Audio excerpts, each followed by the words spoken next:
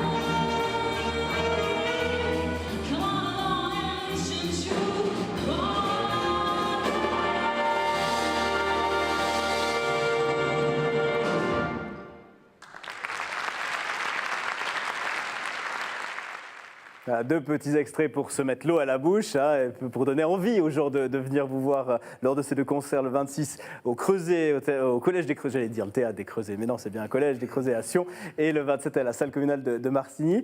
Marcel Maurer, le jazz. J'aime, ouais. C'est magnifique. Et cette rencontre là entre le chœur Aura Cantat que vous connaissez certainement de nom. Bon, entre un monde un peu plus classique puis un monde un peu plus de jazz, moi, ça m'a fait penser, je l'ai dit avant, mais il y a plein d'autres exemples. Des chanteurs aussi d'opéra qui chantent peut-être des choses plus de musique actuelle, par exemple. Ouais, pourquoi pas. J'ai vu des jeunes l'autre jour là, qui avaient des formations classiques et qui jouaient dans un petit groupe, comme on les avait à l'époque, guitare, basse, batterie, orgue. Je trouvais ça génial. Et casser les clivages de la musique et arrêter avec ces étiquettes, c'est un petit peu le rôle de votre vie, j'ai envie de dire, Gérard Draillard, puisque vous-même, vous êtes professeur de musique au collège, vous avez fait du jazz, vous êtes pianiste aussi classique, vous dirigez ce chœur, et vous êtes un petit peu l'incarnation de ce mariage entre le jazz et Aura Cantat. Je ne sais pas si je suis l'incarnation, mais effectivement, ce que je voulais faire dans ce projet qu'on a partagé avec Michel, c'est de décloisonner les genres aussi, faire bénéficier et les musiciens du Val Big Band de la présence des chanteurs, parce qu'on apprend aussi beaucoup en jouant avec des chanteurs lorsqu'on est instrumentiste. Mais l'idée est partie de vous, hein. Oui, elle est partie de moi et de certains copains qui jouent dans le Val Big Band, puisque dans cet orchestre, j'ai beaucoup de gens avec qui je fais de la musique depuis 40 ans à peu près, avec qui on a fait des petites soirées, on a joué même aussi dans d'autres groupes où j'étais pianiste. Et alors on s'est dit, on fait tout le temps on fait du jazz comme ça, un peu pour s'amuser, et on pourrait monter un projet un peu plus conséquent une fois avec le chœur et avec le Val Big Band pour montrer aussi différentes facettes qu'on peut trouver dans la musique jazz qui est plus que centenaire actuellement. Et des fois, les gens aussi, dans cette musique-là, des idées assez préconçues et des clivages assez marqués. Alors c'est aussi pour montrer un peu les différentes facettes qu'on peut avoir dans cette musique. Alors Michel Weber, vous avez dit oui tout de suite à Gérard Dayer. Bien sûr. Pour quelle raison? Moi, ma spécialité, bien sûr, c'est le jazz, mais j'ai toujours écouté de la musique classique. Ouais. J'ai aussi pratiqué un peu, comme je suis clarinettiste, j'ai aussi pratiqué Mozart. On peut pas, si on joue de la clarinette, on ne peut pas passer à côté du concerto de Mozart et différentes choses. Et surtout, je n'aime pas les catégories. Donc, il y a une musique, ou deux musiques, on disait, la bonne et la mauvaise. Voilà, c'est les deux étiquettes qu'il faut garder. garder. Encore une autre, c'est la nôtre. Voilà. Le troisième, mais et là, elle est encore plus, haute, hein, ça c'est clair. Mais Gérard Dayer, alors oui, tout de suite, de la part du Val Big Band. Alors je le dis correctement, je me suis fait reprendre par Patrick Ferrari. Val Big Band, voilà, c'est comme ça. Ça a été par contre un petit peu plus laborieux, j'ai envie de dire, pour réussir à convaincre la quarantaine de chanteurs sous votre baguette au chœur.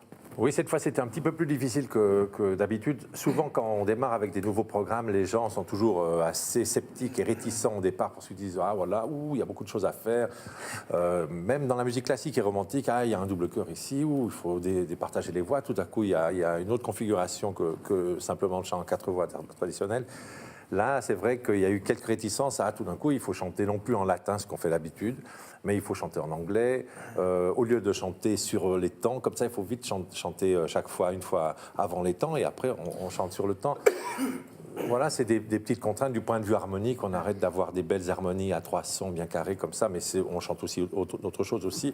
Et alors, il y a eu certaines... C'est un apprentissage magnifique pour eux de sortir un petit peu de ce carcan, entre guillemets, de la musique classique. Ouais. Et c'est justement, c'est pour proposer aux chanteurs d'aborder la musique sous une autre facette que simplement par le biais des partitions qui sont extrêmement bien organisées, il faut dire.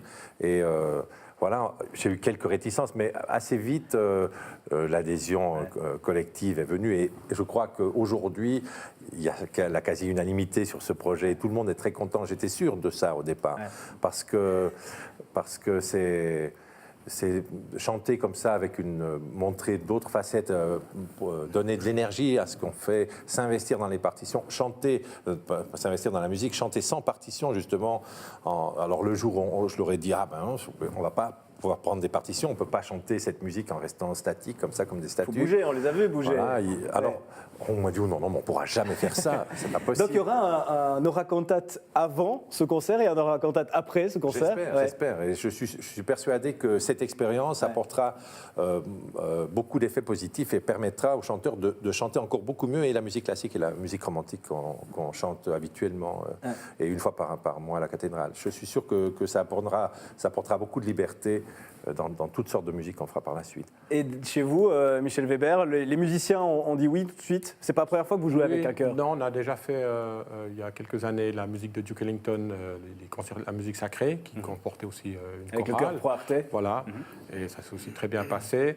Et aussi, les musiciens sont très ouverts, donc pas mal de musiciens du Val Big Band ont aussi une expérience de brass band, de musique classique et des choses comme ça. Et qu'est-ce que ça leur apporte de jouer justement avec un chœur comme le chœur aura cantate? Alors, les deux parties se nourrissent l'une de l'autre et on doit apprendre justement à négocier. On n'est pas seul, donc les chanteurs ont leurs limites aussi au point de vue de puissance. Et bien sûr, un big band, c'est un orchestre qui peut jouer extrêmement fort, très puissant, mais là, donc on doit faire un petit peu attention. Les partitions sont aussi écrites en fonction de ça, mais on doit faire attention au point de vue de la dynamique.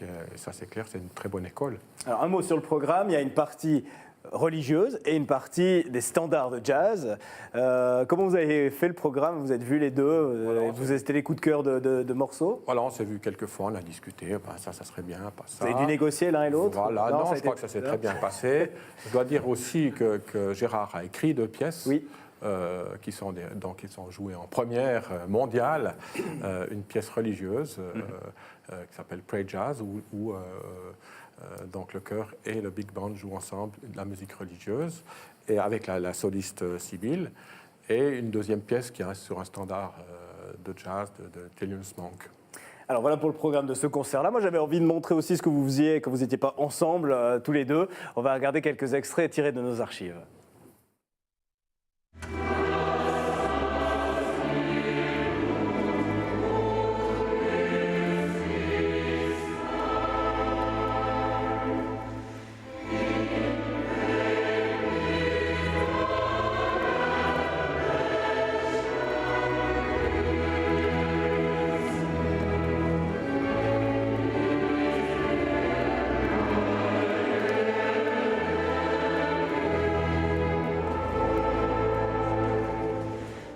Life would love to bring heavenly heaven to me.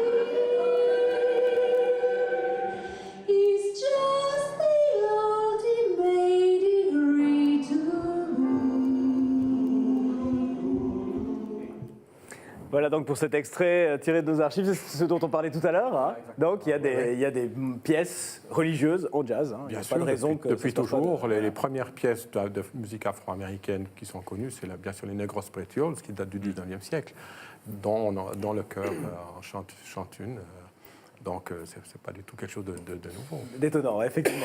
Un dernier mot, on parle de jazz. Il y a une dizaine de jours, le fondateur du Montreux Jazz Festival, Claude Nobs, nous quittait. Je crois, Michel Weber, que vous avez joué un concert exceptionnel dans le cadre de ce festival de jazz de Montreux en 1991, c'est ça? 91, le dernier concert de Miles Davis. Ouais. Oui. Qu'est-ce que vous Tout en à fait. gardez comme souvenir? Oh, c'est un souvenir extraordinaire, c'est un concert historique. Hein.